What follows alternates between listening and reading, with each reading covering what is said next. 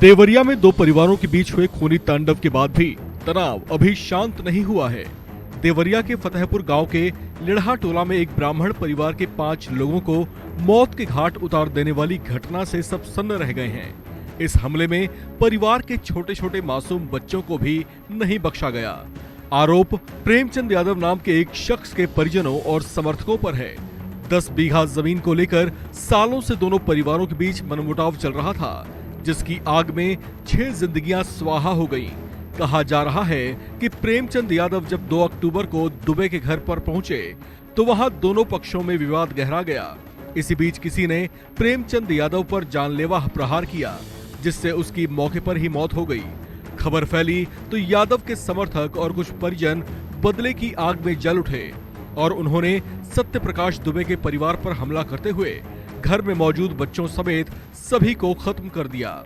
इस घटना को सप्ताह भर का समय हो चुका है, लेकिन तनाव कम होने का नाम नहीं ले रहा।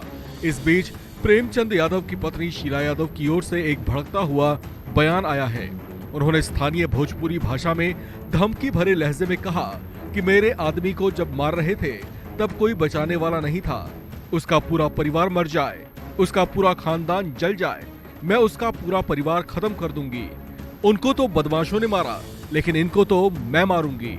प्रेमचंद यादव की पत्नी शीला यादव बेहद व्यथित दिखाई दे रही हैं। उसे पति के बिछड़ जाने का गम है।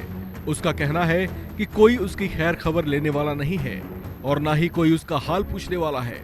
दुबे परिवार को लेकर जैसे ही जिक्र छिड़ता है वो उखड़ पड़ती हैं। गौरतलब है कि देवरिया के फतेहपुर ग्राम के लिढ़ा टोला के रहने वाले सत्यप्रकाश दुबे और अभयपुर टोला के रहने वाले प्रेमचंद यादव के बीच जमीन का विवाद चल रहा था। इसमें सत्यप्रकाश दुबे के छोटे भाई ज्ञान प्रकाश ने अपने हिस्से की जमीन प्रेमचंद को बेनामा कर रखी थी। इसी को लेकर आए दिन दोनों पक्षों में तनाव बढ़ रहा था, लेकिन ये विवाद एक दिन ऐसा रूप ले लेगा, इसका किसी को अंदाजा तक नहीं था। गांव में अभी भी तनाव की स्थिति है। गांव में दिन रात पुलिस का कड़ा पहरा है।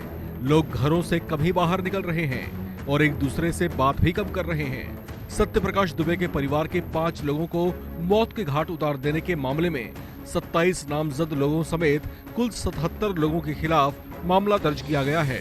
इसमें प्रेमचंद यादव के भाई और पिता समेत कई अन्य को गिरफ्तार कर जेल भेज दिया गया है। प्रेमचंद यादव पर आरोप है कि उसने सरकारी जमीन पर कब्जा कर उस पर आलीशान घर बनाया था। उस पर ऐसे आरोपों की जांच में इसे सही पाया गया, लिहाजा उसके घर पर प्रशासन ने नोटिस लगा दिया है। बताया जा रहा है कि जल्दी ही उस पर अतिक्रमण की कार्रवाई की जा सकती है। इस खबर में फिलहाल इतना ही। बाकी अपडेट्स के लिए आप बने रहिए वन इंडिया हिंदी के साथ।